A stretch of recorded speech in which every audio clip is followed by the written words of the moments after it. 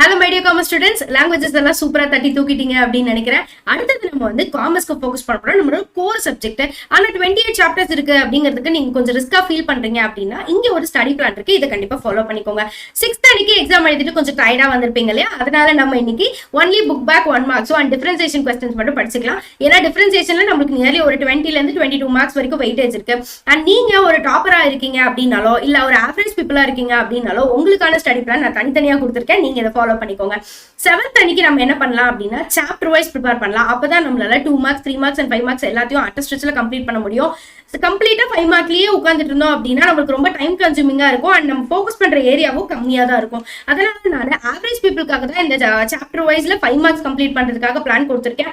ஏன் நீங்க ஃபாலோ பண்ணணும் அப்படின்னா நாம வந்து ஃபர்ஸ்ட் 20 சாப்டர்ஸ் கவர் பண்ணாலே இதுல நிறைய மார்க்ஸ் ஸ்கோர் பண்ண முடியும். ஸோ இதுல ஃபர்ஸ்ட் 14 சாப்டர்ஸ்க்கு நீங்க 5 மார்க்ஸ் படிச்சிருங்க. இது போக நம்ம லைவ் கண்டிப்பா இருக்கும். அந்த லைவ்ல நம்ம டாப் 5 மார்க்ஸோ டாப் 3 மார்க்கோ எல்லாத்தையும் வந்து அன்னைக்கு ரிவைஸ் பண்ணிட்டே வருவோம்.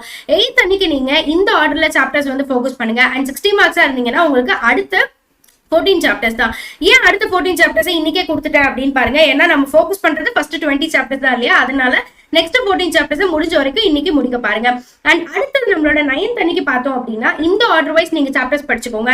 அண்ட் 60+ மார்க்ஸா இருந்தீங்க அப்படின்னா நம்மளுக்கு 2 மார்க்ஸ் அண்ட் 3 மார்க்ஸோட ஃபோக்கஸ் அதிகமா இருக்கணும். இன்னைக்கு 1 மார்க்ஸ் படிச்சுட்டோம், 5 மார்க்ஸ் படிச்சுட்டோம், அண்ட் 2 மார்க்ஸ் அண்ட் 3 மார்க்ஸ் இன்னைக்கு படிச்சுட்டோம் அப்படின்னா இதுல மீதி இருக்கிறது நாளைக்கும் சேர்த்து ரிவிஷன் பண்ணிக்கலாம்.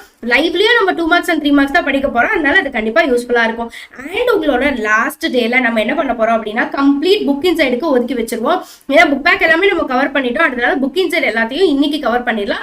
இது போக மீதி இருக்கிறது டிஃபிகல்ட்டா இருக்கிறது இந்த மாதிரி விஷயங்களை நம்ம இன்னைக்கு படிச்சுக்கலாம். ஸோ இந்த பிளானை நீங்க ஃபாலோ பண்ணுங்க. உங்களோட 4 டேஸை ரொம்ப ப்ரொடக்டிவா யூஸ் பண்ணிக்கோங்க. காமர்ஸ்ல 28 லெசன்ஸ் இருந்தாலும் தாராளமா அதை நம்மளால கண்டிப்பா கவர் பண்ண முடியும்.